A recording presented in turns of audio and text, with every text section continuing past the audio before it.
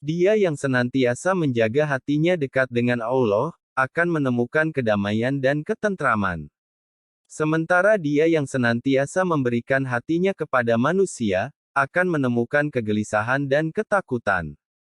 Bila seseorang menghabiskan waktunya untuk Allah, maka Allah akan mengurus semua kebutuhannya, dan menghapuskan segala kekhawatirannya. Allah akan mengosongkan hatinya supaya hanya dipenuhi dengan kecintaan kepadanya. Solatnya orang-orang munafik itu solat yang hanya sebatas raganya, bukan hatinya.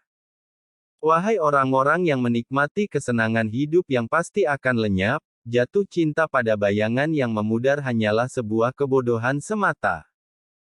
Membuang-buang waktu lebih buruk daripada kematian. Karena kematian memisahkan kamu dari dunia ini, sedangkan membuang-buang waktu memisahkan kamu dari Allah. Sepanjang kamu mengerjakan sholat, sejatinya kamu sedang mengetuk pintu Allah, dan siapa saja yang mengetuk pintu Allah, maka Allah akan membukakan pintu itu untuknya.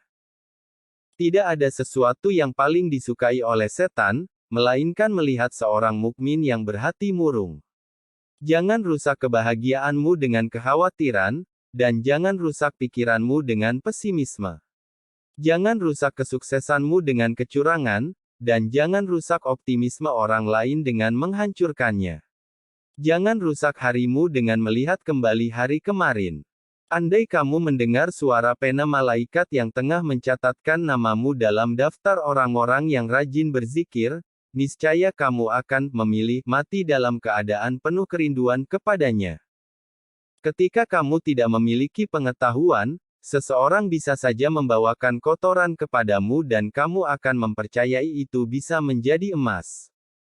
Waspadalah terhadap waktu dan bagaimana ia berlalu, dan hanya habiskanlah waktu itu dengan cara sebaik mungkin.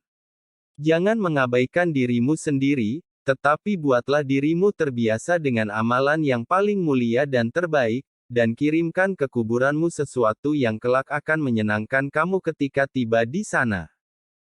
Perbuatan dosa itu memiliki banyak efek samping.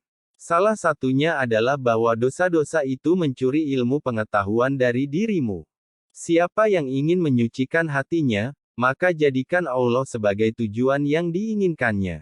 Obat paling bermanfaat adalah kamu menyibukkan diri dengan berpikir tentang apa yang seharusnya menjadi perhatianmu, dan bukan kepada hal-hal yang seharusnya bukan urusanmu. Dunia ini ibarat bayangan. Kejar dia dan engkau tak akan pernah bisa menangkapnya. Balikkan badanmu darinya, dan dia tak punya pilihan lain kecuali mengikutimu. Ikhlaslah dalam usaha menggapai tujuan, maka kamu akan mendapati bantuan Allah di sekelilingmu.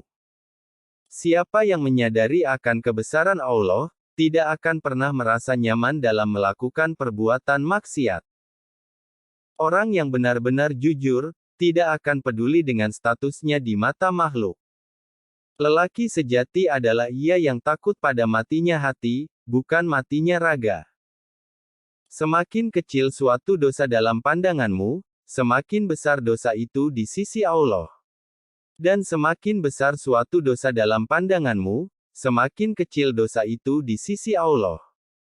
Tidak ada kegembiraan bagi orang yang tidak menanggung kesedihan, tidak ada kenikmatan bagi orang yang tidak memiliki kesabaran, tidak ada kesenangan bagi orang yang tidak mengalami penderitaan, dan tidak ada istirahat bagi orang yang tidak tahan kelelahan. Sabar adalah ketika hati tidak meratap dan mulut tidak mengeluh. Ketika Allah memberi cobaan kepadamu, itu tidak dimaksudkan untuk menghancurkanmu. Saat Dia menghapus sesuatu yang menjadi milikmu, itu hanya mengosongkan tanganmu untuk menerima suatu pemberian yang lebih besar. Betapa anehnya, engkau kehilangan sedikit saja dan engkau menangis.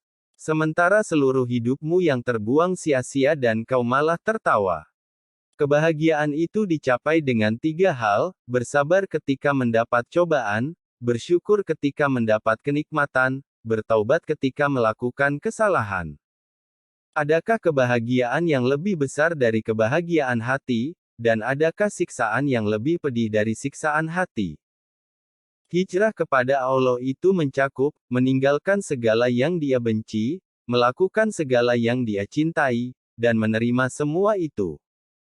Tangisan taubat seorang pendosa, lebih Allah cintai daripada tasbihnya seorang yang sombong. Terima kasih sudah menyimak, silakan untuk subscribe, like dan share.